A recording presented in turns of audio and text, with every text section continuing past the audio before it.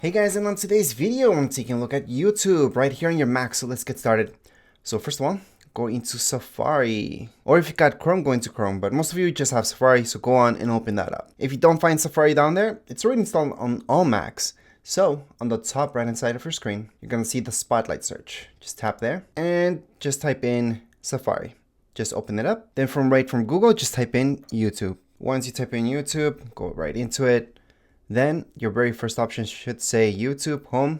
Go ahead and click on that. And at this point, it should open up. So go ahead and check out YouTube. You guys can go ahead and play any videos that you like. And to play a video, for example, all you have to do is just click on it. So we're just gonna click on this one, for example. Just hit play and then we are good to go. So you guys can go ahead and watch that video.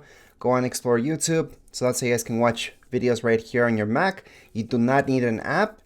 And there's a bunch of things that you guys can do on your Mac which you do not need apps for. You guys can just access everything through Safari, which does include YouTube. But anyways, that's how you guys can watch videos right here on YouTube on your Mac. If you guys have any questions, comments, you guys can write down here in the comments area. Don't forget to subscribe and like. Thank you.